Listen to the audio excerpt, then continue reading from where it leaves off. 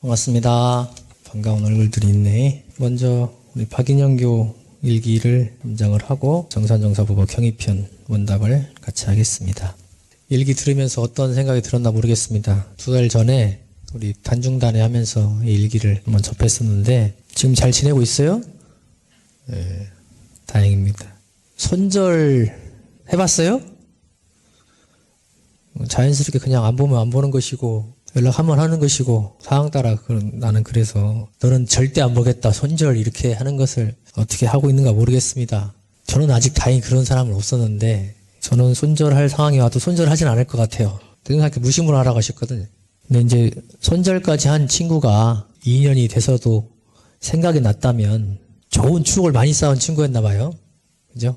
네. 근데 그런 친구랑 손절까지 해야 될 상황이 됐으면 우리 인영교가 그때 얼마나 아팠을까, 얼마나 상처가 됐을까. 그렇게 좋은 친구였는데 그때 들으면서 사실은 마음이 아팠어요. 어떻게 그렇게 힘들었는 상황을 잘 견뎠나. 그래도 지금껏 잘 살아왔는데 속마음을 이렇게 깊게 터놓고 얘기할 사람이 필요한 상황에서 그 친구가 떠올랐다. 그러면 그냥 그렇게 끝낼 인연은 아니었나 봐요. 더군다나 그 친구가 1년 전에 연락을 했었다고 하니까 그 친구도 같은 마음이었던 것 같고 준비가 서로 아직 기간이 달랐나 봐요. 회복되는 기간이. 그래도 이제 악연으로 끝나지 않고 이렇게 좋은 인연으로 다시 돌아왔다니 참 다행입니다. 이제 그 좋은 관계를 어떻게 유지할 거냐 이게 이제 관건이 되겠죠. 그 친구가 또 실수를 하면 어떡하나. 그때는 아마 인영교가 대종사님 법으로 판단했을 것 같지는 않고 그냥 그때 감정으로 했을 것 같고 이제는 그런 상황이 온다면 대종사님 법으로 한번 경계를 넘어갔으면 좋겠다. 무심으로 하라. 또 내 마음에 대조해봐라. 이 원인이 어디서 왔는가? 이 인연은 어디까지 갈 인연인가? 어떻게 만나는가? 공부할 거리가 무궁무진합니다. 그러면 손절까지 안 가고 좋은 인연으로 다시 할 수 있을 것 같습니다. 근데 이제 우리가 종종 두려움 때문에 시도조차 못하고 포기하는 경우가 좀 있어요. 특히 인간관계에서 저 사람 마음이 보이면 좋은데 여기다가 딱 해가지고 내 마음은 지금 이 마음 해놓으면 서로 알고 좋을 텐데 안 보이죠. 표현해도 그게 정확하지가 않아요 사실은. 그래서 참 그럴 때는 어려운데 그 두려움 때문에 포기하는 경우가 좀 있는 것 같아요. 근데 때로는 해보면 정말 아무것도 아닌데 혼자 막 오해해가지고 혹은 두려움에 쌓여서 아예 시도를 못하는 경우가 있는 것 같습니다. 이런 내용으로 전에 저한테 상담을 했던 친구도 있었어요. 같은 일기 내용으로. 근데 정말 고민하다가 그냥 얘기했더니 너무 쿨하게 받아주더래 상대방이. 그래가지고 오히려 너무 당황했다고 그런 적이 있었습니다. 그러니까 우리가 해보면 아무것도 아닌데 혼자 드라마 쓰다가 그냥 드라마 내보지도 못하고 그냥 끝내는 경우가 좀 있는 것 같아서 근데 정말 그게 필요한 상황이면 내가 정말 필요한 사람이고 계속 이어갈 사람이라면 안 해봐서 후회하지 말고 해보시면 좋겠다. 두려움 때문에 못하는 일이 참 많아요. 근데 두려움이라는 건 실체가 없거든요. 없어요. 어디 있어요 두려움이. 하면 그냥 사라지는 거거든요 두려움은. 근데 정당한 일이라면 법에만 어긋나지 않게 해보시면 좋겠다. 설사 거절하더라도 실패하더라도 그럴 수 있다. 그걸 수용하는 게 인과죠. 그럴 수 있다는 것을 그냥 무조건 내가 얘기하면 난 두려움 없이 할 거야 해서 무조건 성공이 아니고 실수 혹은 실패할 수도 있습니다. 그럴 수도 있다는 것을 염두에 두고 해보시면 좋겠다. 그러면 대부분 다 할만하다. 대부분 다. 좋은 관계로 다시 돌아온 이 일기에 저도 감사한 마음이고 여러분들도 이 일기 통해서 나는 그런 인연이 없는가, 혹시 또 나도 이런 경우를 당하게 된다면 어떻게 공부할 것인가, 그런 힌트가 되는 일기였기를 바랍니다. 좋은 일기 공유해 주셔서 감사합니다. 다음 이제 경위편 볼까요? 내용이 참 많죠? 다 읽어보셨어요? 읽어보시면서 어떤 생각이 들었나 모르겠습니다. 아마 우리 교리를 공부해본 사람이라면, 정전을 그래도 한번 보고 대략적인 내용을 아는 사람이라면, 또 대중경도 읽어봤던 사람이라면 어떻게 이렇게 맥을 탁 짚어서 간단하게 설명해 주셨을까, 이런 생각을 했을 것 같아요. 저는 그런 생각을 자주 하는데 딱 맥을 정확하게 짚어주시죠. 교리를 좀 디테일하게 또 딱 손에 잡게 하고 싶다, 배우고 싶다 그러면 이 경위편을 자주 읽어보시면 도움이 될 것 같습니다. 읽어보시고 질문을 하시라 그랬는데 3개가 들어왔어요. 단골손님 이경주교 현장에는 없는데 지금 다른 회의 참석하고 오니라고 못 왔습니다. 질문을 제가 읽어드리고 답을 하겠습니다. 31장, 32장, 33장을 보시기 바랍니다.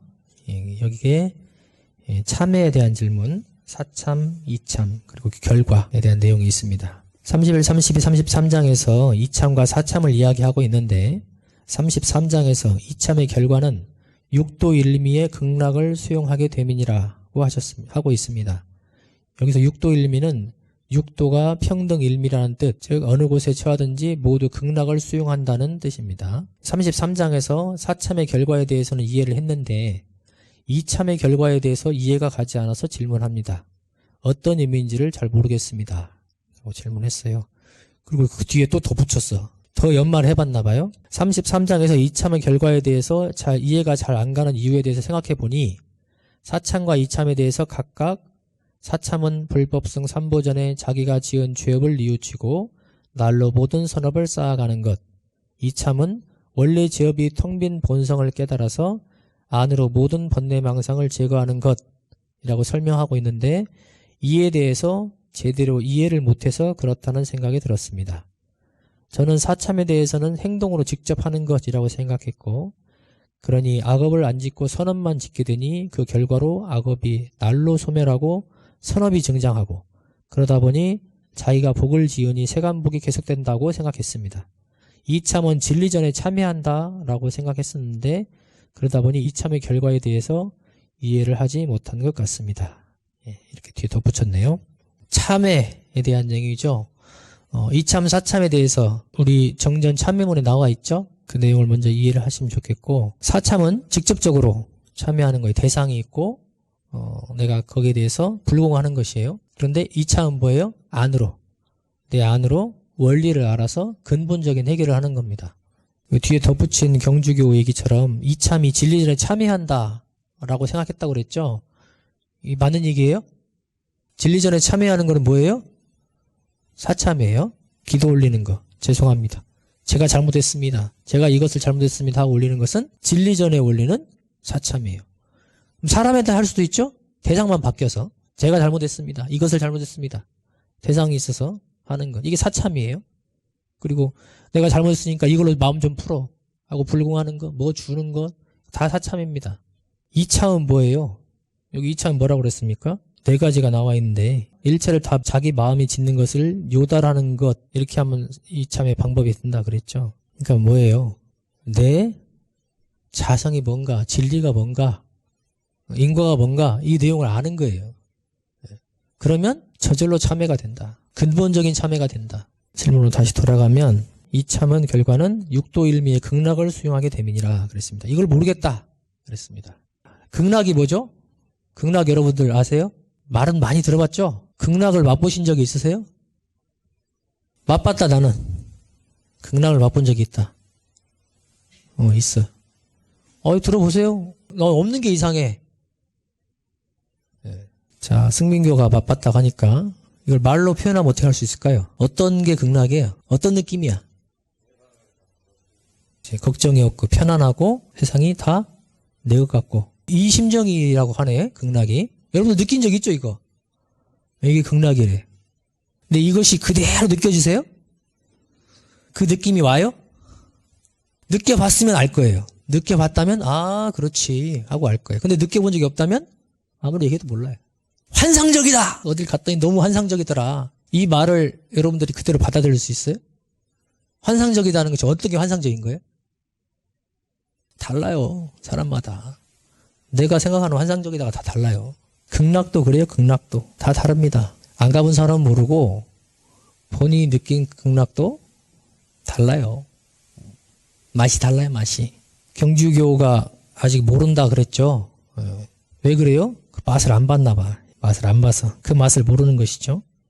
근데 이제 우리가 유추를 해보자고요. 여기 내용 중에 육도일미의 극락을 수용한다 그랬죠. 육도일미 이라는 이 표현에서 짐작을 한번 해보자고요.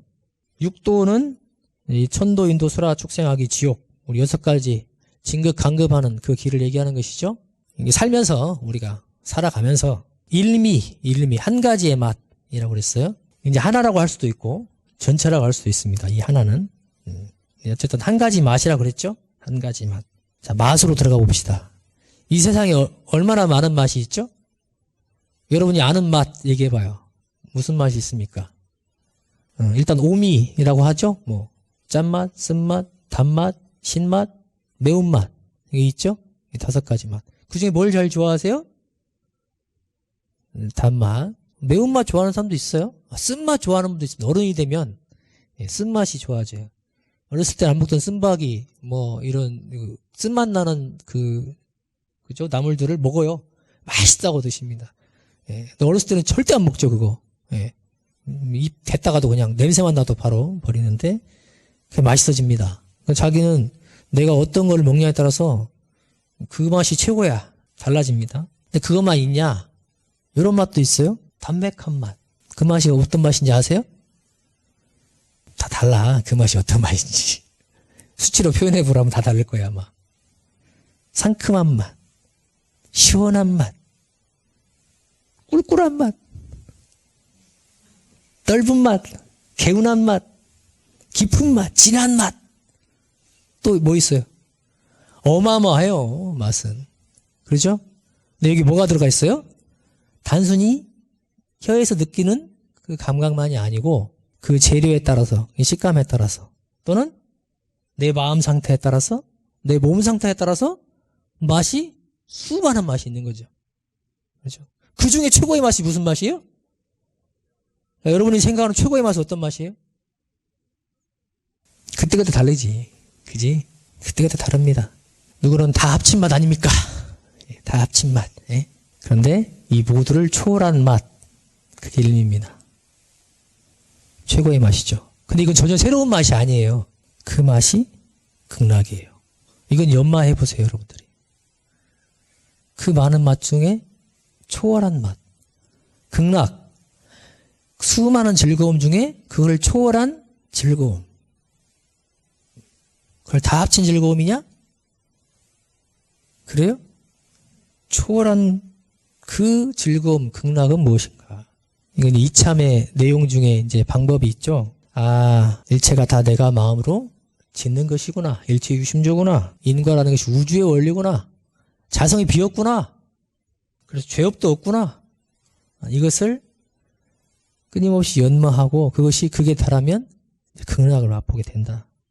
근데 이것은 이제 방법이고 뒤에 육도일미의 극락을 수용한다.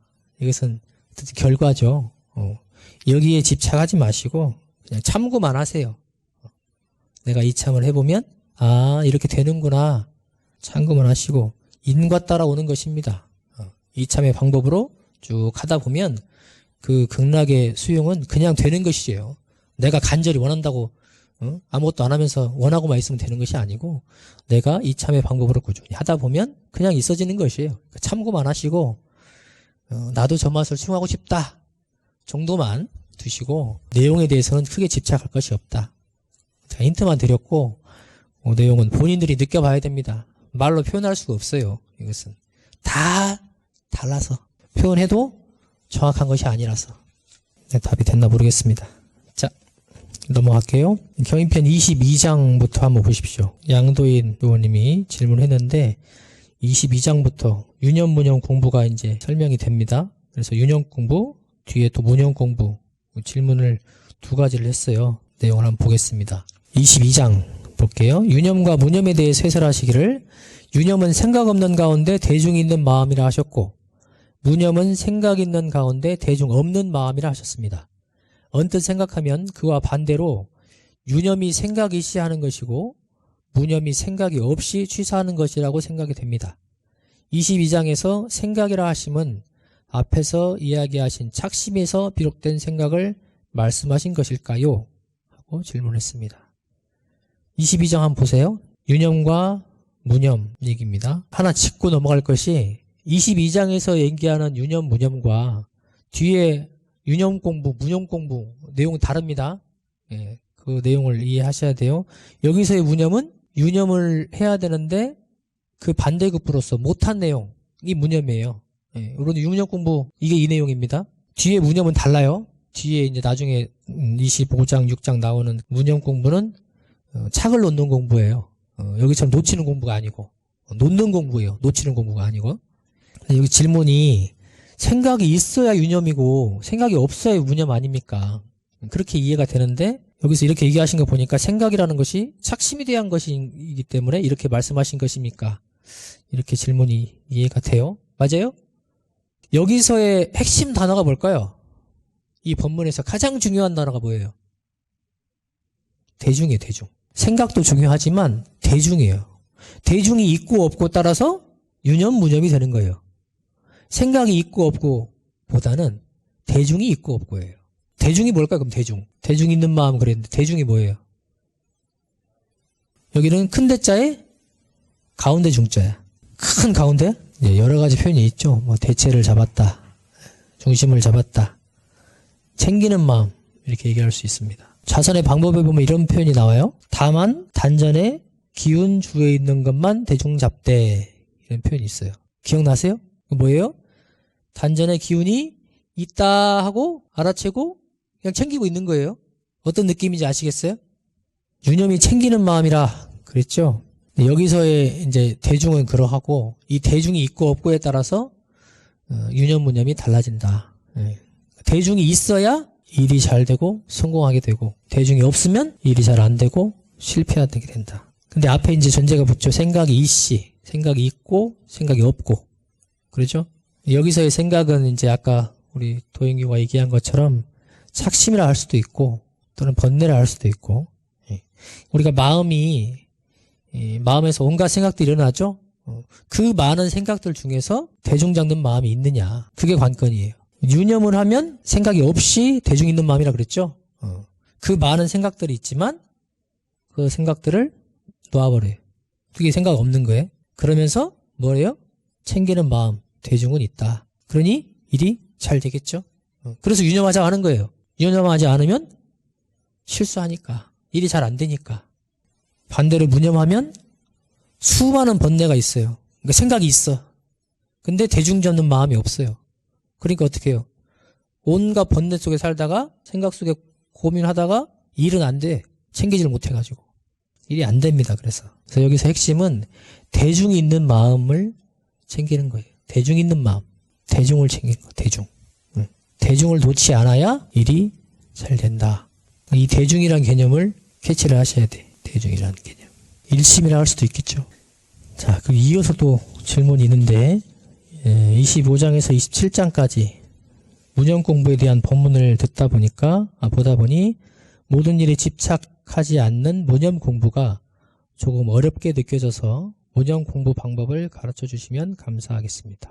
그리고 또 덧붙여서 제가 생각해 보기에는 두 가지 정도가 떠오르는데 맞는지 모르겠습니다. 하나는 일을 하고 나서 놓아버리자 하고 유념을 통해 무념 공부하는 방법. 또 두 번째는 너와 내가 둘이 아닌 자리에 대한 지속적인 수양과 연마 이렇게 얘기를 했어요. 이렇게 하면 되겠네. 우리 도인경이 얘기한 두 가지를 하면 되겠네요. 그렇죠? 우리가 공부를 함에 있어서 대중사님 법을 보면요. 안으로 밖으로 이렇게 많이 되어 있어요. 안으로 공부, 밖으로 경계 따라 공부.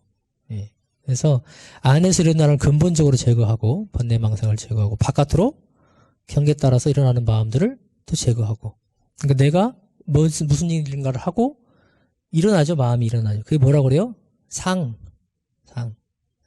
또는 그것이 단단하게 뭉쳐진 뭐예요? 생각들이 착이 되죠. 그것을 놓기 위해서 이거를 놓아야지 하고 유념으로 놓는 유념 공부를 할 수 있다. 이렇게 할 수 있죠.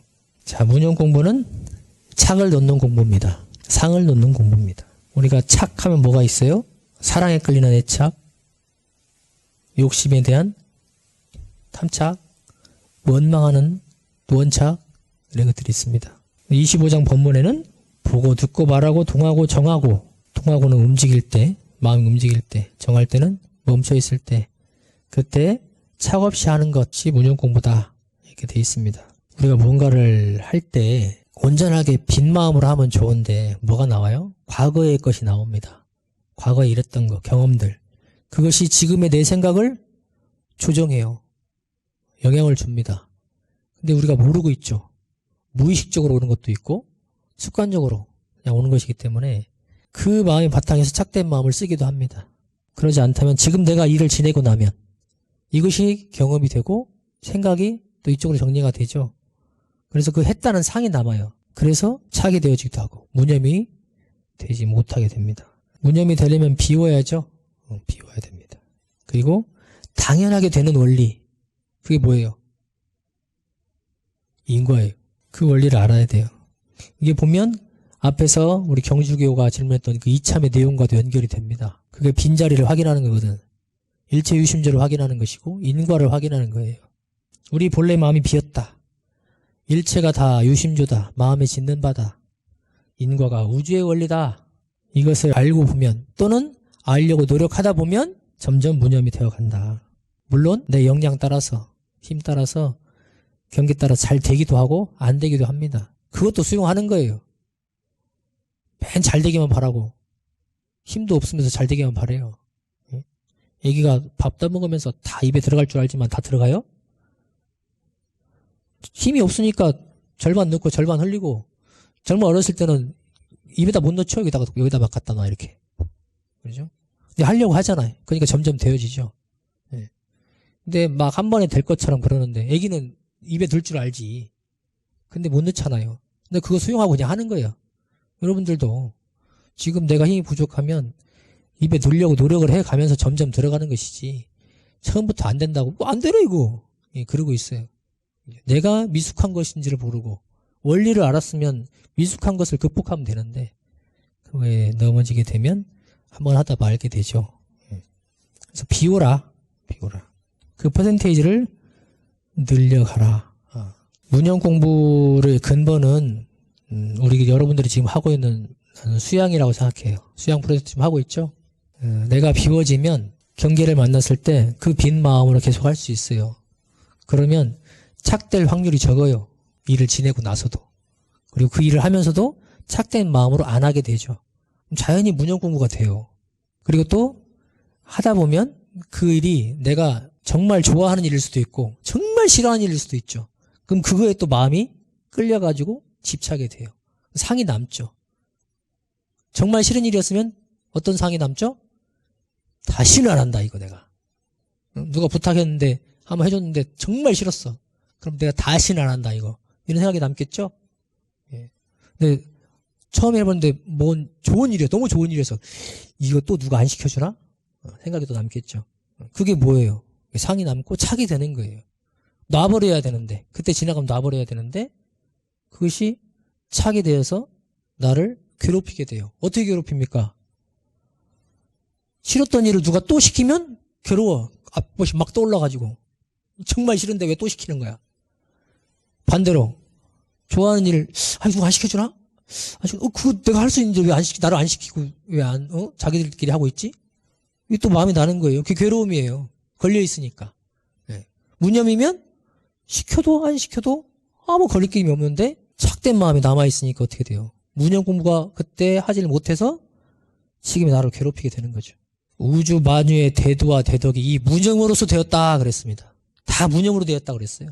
여러분들도 본래 마음자리에서 그대로 남은 다 무념으로 하는 거예요. 무념으로. 그게 원리예요. 그런데 그러지 못하고 있기 때문에 이거 강조를 계속 하시는 거예요. 무념으로 살아야 여러분들이 죽을 때도 지금 살 때도 걸림없이 행복할 수 있어요. 그래서 일을 잘 하려면 유념 공부를 잘해야 돼요. 성공하려면 유념 공부를 잘해야 됩니다. 항상 대중 있는 마음으로 살피고 일을 챙겨서 잘해야 돼요. 근데 행복하려면 어떻게 해야 돼? 행복하려면 무념 공부를 잘해야 돼.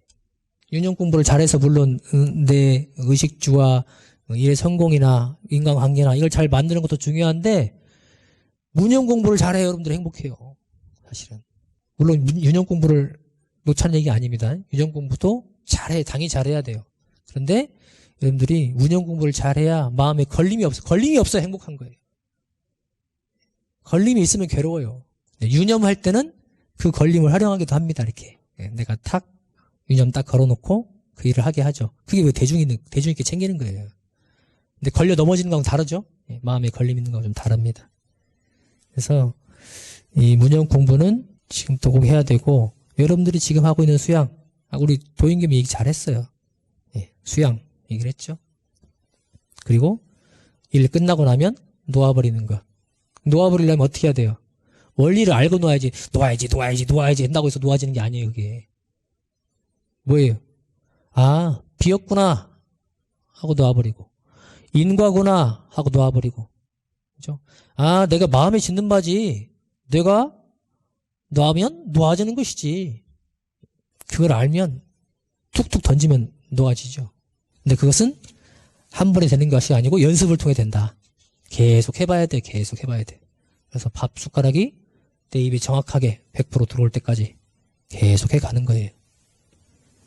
하는 사람은 이룰 것이고 못하는 사람은 이루지 못할 것이고, 하다 마는 사람은 밥을 넣다 말 것이고, 그건 여러분들이 이제 하기 나름입니다. 네. 질문에 답이 됐나? 예? 모르겠습니다. 또 혹시 질문 있어요? 세 가지 질문에 대해서는 답을 했는데, 혹시 또 보시면서 질문이 있으면. 저는 여자친구에 대한 애착이 강한 편인데요. 여자친구가 이제 없고 애착을 줄 대상이 없을 경우에 제 생활이 조금 뭔가 더 외롭고, 그래서 뭔가 풀리는 일이 없는 것 같고, 실제로도 뭔가 구직 활동을 할 경우에 뭔가 면접에서 자신감이 없고, 그래서 더 이제 불합격률이 높아지는 것 같고, 뭔가 여자친구가 있어야만 뭔가 일이 잘 될 것 같습니다. 그런데 사실 객관적으로 생각해보면 여자친구한테 들어가는 돈이 좀 많아서 그것 때문에 이제 학교 공부에 투자해야 될 그런 돈이나 시간이 오히려 부족해서 학업이 좀 망가진다거나 생활비에 쓸 돈이 줄어든다거나, 그래서 오히려 좀 생활이 망가지는 그런 기분도 있습니다. 이 애착을 어떻게 해야 될지 잘 모르겠습니다. 지금 그 상태예요? 예, 지금 여자친구가 있고 돈이 너무 많이 나가는 상태입니다. 되게 좋아하나 보네. 돈을 막 쓸 정도로. 그럼요. 그래. 그럼 지금 괴로워요? 지금 생활이? 이렇게 하면 안 되겠어요? 하루에 18시간 깨 있으면요, 한 15시간 정도 행복하고 3시간 정도 괴롭습니다. 아, 너무 좋은데? 그지? 사람들한테 욕먹을 것 같은데? 응? 그 정도면 많이 행복하고. 근데 이제 돌아보면, 우리가 사랑하는 사람이 있다는 것은 참 행복한 일이죠. 애착할 대상이 있다는 건 참 행복한 일이에요. 예. 저도 애착의 대상이 있습니다. 근데, 사랑하는 것이죠. 근데 그것이, 이제, 사랑하는 것에 그치지 않고, 착이 되면, 착은 뭐예요? 애착이라는 건 뭐예요? 사랑으로 인해서 다른 걸 못하게 되는 거야. 괴로워지는 거죠. 애착이. 예. 그게 애착이에요. 그래서 사랑하지만 다른 일을 할 수 있어야 되거든요. 사랑하지만 보낼 수 있어야 되고, 사랑하지만 내 공부하고 있을 수 있어야 되고, 예? 사랑하지만 너도 돈 내라 할 수도 있는 거고, 사랑한다고 그래서 다른 걸 다 거기다, 돈, 시간, 어떤 모든 에너지를 다 거기다 쏟는다면 그것은 말 그대로 진짜 애착인 거죠. 그게 되면 아까 5대1로 행복하다 그랬는데, 애착이 앞으로 심해지면 심해질수록 3이 더 늘어날 거야. 예. 15가 줄어들고 그쪽이 줄어들고. 그래서 착으로 가는 것은 내가 지금 알아차렸잖아. 우리 승민교가 지금 다행히 알아차렸어요. 그게 애착이라는 걸 알았어.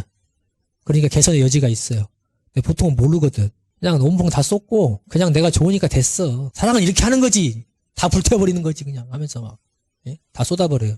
그게 잠깐이면 모르지만 길어지면 삶이 괴로워집니다. 후유증이 심해요. 사랑은 온전하게 해요. 하는데 착이 되지 않게 해야 됩니다. 예. 그러면 애착이 그러면 쉽냐? 떼기가 쉽진 않아요. 예. 어떻게 해야 돼? 하나씩 해봐야 돼. 하나씩. 돈 관련돼서 내가 애착이 뭔가를 한번 보세요. 그걸 떼봐야 돼. 전부 다 내가 데이트 비용을 다 낸다든가, 사달라고 하지 않았는데 내가 막 사다 준다든가, 그런 것도 애착이거든. 상대방이 원하지도 않고, 혹은 필요 이상으로 한다든가. 이게 다 애착의 발로거든요. 그런 걸 한번 해보는 거야. 띄워보는 거야, 하나씩. 시간 한번 띄워봐요, 조금씩. 여러분들 연애 다 해봤어요? 미안해. 자, 연애를 해보면 어때요? 계속 같이 있고 싶죠? 계속 같이 있으면 행복할 것 같아요? 처음에만 그래, 처음에만. 처음에는 적당히 자기 시간을 가지면서 함께하는 시간이 애틋하게 그 시간이 하는 게 더 좋아요, 오히려. 앞으로도 마찬가지고. 장기전은 그래, 장기전은. 예. 그리고 더 그게 행복한 방법입니다. 15시간이 아까 행복하다고 그랬는데 그게 같이 있어서 행복한 시간인지는 모르겠어. 그런데 이게 애착이라는 걸 알았기 때문에 뛰려면 그 시간을 한번 좀 줄여보세요. 무조건 내가 거기다가 끌려가서 그냥 계속 그 친구만 생각하고 있다. 그러면 다른 일을 못하고 있는 것이죠. 그럼 그 시간을 줄여보는 거지. 억지로 다른 일을 하면서. 에너지도 마찬가지예요. 그러니까 이 착이라는 것은 마음으로 뛰어야지! 하고 뛰어지는 게 아니야. 예. 우리가 마음 공부해도 해야지! 한다고 되는 게 아니에요, 그게. 예. 결심을 할 수 있지만 바로 되질 않는다고요. 어떻게 해야 돼? 연습해야 돼요. 하나씩 띄워봐야 돼. 예. 그래서 애착에 관련된 것들, 그런 것들 하나씩 하나씩 띄워보시면 본인이 어쨌든 방향을 알았으니까 좀 좋아질 거라 생각이 돼요. 공부할 시간에 대한 혹은 그 생활비, 공부에 투자해야 할 돈이 부족해지는 상황에 대한 것이 또 있을 수 있겠네요. 시간에 대해서 좀 더 연말을 해보겠습니다. 네, 그래. 네. 감사합니다. 여러분들이 아까 이 질문에서도 아시겠지만은 우리 마음 공부가 그냥 진짜 관념으로 에잇 결심했어 한다고 되는 게 아니에요. 여기 물론 우리가 서원을 처음에 정할 수는 있습니다. 이렇게 살겠다. 예. 그게 강력한 힘이 되죠. 그렇지만 그것에 따르는 실행이 있어야 돼요. 그래야 마음 공부가 되어가는 겁니다. 그냥 결심만 나면 한다고 맨날 결심만 해 그냥. 결심하면 될 것 같은데 안 돼요. 예. 연습해야 돼요. 하나하나를. 그래서 내가 이렇게 내 마음을 이렇게 쪼물딱쪼물딱 할 수 있게. 예. 이렇게 하니까 되네? 아, 이거 내 마음인데. 그때 그 상쾌함은 말할 수가 없습니다. 누가 주는 게 아니에요. 예. 그렇게 하면서 마음 공부 재미를 한번 느껴보세요. 그러면 나도 재밌고 내 일이 잘 되고 내 생활이 골라질 거예요. 예. 혹시 또 질문 있어요? 습관하고 무념하고의 차이가 어떤 게 있는지 궁금합니다. 습관과 무념의 차이? 조금 더 구체적으로. 무념을 습관으로 이해해도 되는 건지. 습관과 무념의 관계라고 보면 되나요? 네. 어떤 관계가 있을까요? 습관과 무념. 여러분들 마음에 습관이 있죠? 뭘 보면 생각이 그쪽으로 당연히 가게 되는 것들. 그것이 강하게 뭉친 게 뭐예요? 착의 착. 그죠? 굳어진 거예요. 이렇게 보면 당연히 그쪽으로 가는 거예요. 근데 무념은 뭐예요? 대중에 없는 거라고 그랬죠? 그리고 착된. 자, 여기 본문을 한번 봅시다. 뒤에 이제 무념 공부는 착을 떼는 공부라고 했고, 아까 여기서 얘기하는 무념은 유념무념에 대비되는 챙기지 않는 마음, 그거를 얘기하는 것이라고 보면 돼요. 우리가 생각이 챙기지 않고 그대로 흘러가면 그 안에 대중이 있을까 없을까? 있을 수 있겠어요? 그냥 흘러가는 거죠. 내가 챙길 사이도 없이 그냥 그대로 하고 있는 거예요. 그죠? 대중이 있기 어렵겠죠? 그러니까 내가 착심을 가지고 있고, 근데 이 착심이라는 것이 모든 일에 다 항상 나오는 게 아니에요. 그죠? 예. 관련된 것에서 나오죠. 예. 그때는 내가 정말 그 착심을 알아차리고, 그 마음의 습관을 알아차리고, 그대로 그걸 챙겨보지 않으면 대중 있는 마음이 있을 수가 없어요. 그냥 가는 거지. 예. 무념 상태가 되는 거예요. 그러면 그때 일이 잘 되냐, 못 되냐? 잘 돼요, 못 돼요? 못 돼요?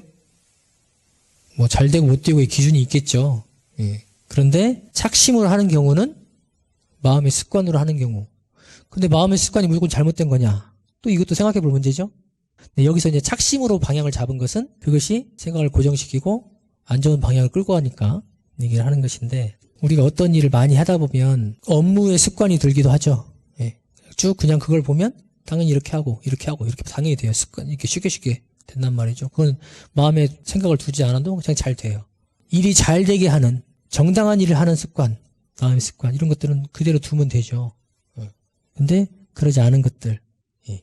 그것이 문제가 되는 것이잖아요. 그런 것들은 그대로 두면 일이 잘 안 되죠. 무념이 되니까. 예. 그래서 내가 마음의 습관이 어떤 것이 들었는가 그거를 좀 보면 좋겠어요. 이게 습관이라고 그랬는데 이게 어떤 마음의 습관이 들어있는가. 그래서 그대로 가져갈 습관도 있고 놔야 될 습관도 있고 어떤 거는 그대로 가져가면 일이 잘 되기도 하고 어떤 거는 못 되기도 하고 보통은 습관대로 가면 전 대중 잡기는 어렵다. 왜냐면 내가 인식하지 못하기 때문에 그 마음의 습관과 무념은 그렇게 연관을 시켜보면 될 것 같고 다만 이제 내 마음의 습관이 어떤 것이 들었는가 그거는 좀 연마할사 그거를 알아차리려면 일기를 써보면 돼요. 특히 큰 경계가 왔을 때 그런 것들을 내가 좀 짚어보면 아 내가 보통 이걸 보면 이렇게 생각하는구나. 아 이거를 당연히 이렇게 생각하고 있구나. 아 내가 이런 고정관념을 가지고 있구나. 이것이 나오겠죠. 네, 그거를 체크해보고 점검을 해보면 일 당했을 때 무념하지 않고 유념할 수 있겠죠. 네. 우리 상시형 주의사항에 보면 일을 당해서 온전한 생각으로 취사한다 그렇게 하죠. 근데 1번에 그게 돼 있지만 사실은 2번, 3번이 다 준비가 돼야 돼요. 원래는 미리 준비가 되고 사전에 연마한 것이 있고 저축을 해서야 그때 잘할 수 있어요. 그때 잘하려고 마음을 챙기지만 그게 제일 중요하죠. 사실은 지금 챙기는 마음이 없으면 앞에 것이 아무 소용이 없어요. 그런데 챙기는 마음이 있다고 해도 앞에 내가 자산이 좀 있고 쌓아놓은 것이 좀 있고 준비한 것이 있어야 잘 되는 거예요. 물론 챙기는 마음이 제일 중요하지만 여러분들이 마음 공부를 잘 하려면 좀 이렇게 저축을 해놔야 돼요. 그래서 대종사님께서 저축 3대령 얘기를 하신 거예요. 활용 3대령 얘기를 하신 거예요. 활용 3대령이 있어야 일이 잘 되죠. 저축만 맨날 해봤자 활용을 안 하면 아무 소용이 없어요. 근데 활용을 잘 하려면 활용할 때 거리가 있어야 돼요. 좀 그게 저축 3대령이거든. 그게 없으면 막상 내가 잘하고 싶어도 못하는 거죠. 저축도 안 하면서 일 잘 되길 바라고 마음 공부가 내 맘대로 되기를 바라면 그게 이과에 안 맞는 거죠. 그래서 여러분들이 지금 와서 법회 와서 이렇게 듣고 생각하는 것은 방향로만 잡는 거예요. 여러분들이 저축하는 건 어디서 해야 돼? 생활 속에서 하셔야 돼요. 상시훈련 통해서 하셔야 돼요. 여기서는 점검하고 법회 시간 앞에 입정 제가 5분 하거든요. 일주일로 보면 아주 짧은 시간이에요. 그 시간에 저축해가지고 이자가 별로 안 나와 그거는. 그거는 이제 길들이고 이 시간에 한번 오롯하게 집중하는 것이고 나머지 여러분들이 이제 오늘 여기 법회 와 있는 시간 2시간도 안 되잖아요. 그 시간에 하는 것이 아니고 그것은 이제 방향 잡고 이제 맛보고 체험하는 것이고 나머지 이제 시간을 통해서 여러분들이 좀 저축을 해놔야 돼요. 그래서 생활 속에서 활용을 해라. 그래야 여러분들이 원하는 결과를 얻지 그냥 교당만 법회만 무조건 참석하면 법회라도 참석하면 다행인데 그것도 안 하니까 문제인데 아무튼 법회를 통해서 다 얻으려고 하지 마시고 법회를 통해서 점검하고 채우고 나머지는 상시훈련으로 하셔야 된다. 에이 교무님 얘기 들어도 별로 이렇게 채워지는 게 없네. 채우는 건 여러분들이 하는 거예요. 그렇죠? 오해하면 안 돼요. 오해하면 안 돼요. 혹시 또 질문 있어요? 현장에서 이렇게 질문을 받으면 제가 지금 생각난 대로 연마한 대로 하기 때문에 여러분들이 좀 잘 걸러 들으세요. 40장에 보면은 한 계기 묻기를 이제 귀교는 무신입니까 유신입니까? 물었을 때 일단 질문 자체도 이해를 못하겠고 그 대답은 더 이해를 못하겠어서 교무님께서 조금 더 설명을 풀어주시면 감사하겠습니다. 이건 풀어주기가 어려운데. 이거는 의도연마를 깨쳐야 되는 내용이고 이거 말로 이거 설명할 수 있는 내용이 아닌데요. 정산종사님의 그 본인을 제가 직접 명확하게 전달할 자신도 없고 의도연마해야 할 내용입니다. 여기서 이제 힌트 보세요. 힌트. 유심 일체라고 그랬죠. 동일체다. 그러니까 심과 물이 뭔가는 이제 알아야겠죠. 그거는 여러분들이 이제 공부를 하시면 됩니다. 물심 이르러 본다 그랬죠. 물은 드러난 것이고 심은 드러나지 않은 것이죠. 근본이 되고 또 말이 되고 이렇게 표현하기도 하고 합니다. 그러나 이것이 나누어 있다고 해서 둘인 것이 아니고 사실은 하나다. 그렇게 본다는 것이죠. 이것을 이제 여러분들이 연마를 하셔야 돼요. 그래서 심이 체가 되고 물이 용이 된다. 심이 근본이 되고 물이 용, 활용되는 것이죠. 마음을 아무리 가지고 있어도 실제로 이렇게 드러나게 하지 않으면 소용이 없어요. 말로 해야 여러분들이 내 마음을 아는 거예요. 그죠? 근데 말이 나오려면 어떻게, 뭐가 있어야 돼요? 심이 있어야 돼요. 거기 바탕에서 나오는 거예요. 그러니까 어떻게 해요? 얘를 띄어서 볼 수 있어요? 하나야, 그냥. 내 마음이나 내가 생각하는 지금 내가 표현한 이 말이나 감사함을 표현하기 위해서 사탕 하나 줬으면 이 사탕과 내 마음이 하나예요. 연마해 보세요, 그거를. 그게 하나라는 얘기야. 예? 왜 하나인가? 연마를 해보세요. 이거를 일반 사람들이 듣고 물심이 뭔지도 잘 구분도 잘 못하고 혹은 관심도 없을 텐데 이거를 질문하는 사람이면 대단한 관심 있는 사람이죠. 그건 좀 토론을 해보세요. 그 사람은 할만해. 예. 근데 이 질문을 한 사람 별로 없을 거야 아마. 근데 이제 여러분도 공부거리로 삼으십시오. 물심 이려가 뭔가. 둘이나 하나다. 이게 참 많거든요. 둘이지만 하나다. 이게 참 많아요. 요거는 연마할사. 네, 연마할사. 질문을 미리 해주신 분도 고맙고 현장에서도 나서 함께 해준 분들 고맙습니다. 오늘 질문 드린 그 내용들은 그리고 답안 내용들은 한번 연마를 하셔가지고 여러분 것으로 만드시면 좋겠고 항상 하는 얘기지만 오늘 이 경의편 공부가 끝난 게 아니고 한 번 더 읽어보시고 여러분들 것으로 만드시면 좋겠다. 그 정도의 가치는 있는 본문이다. 보고 감사하는 마음이 나기를 바라봅니다. 마치겠습니다. 감사합니다.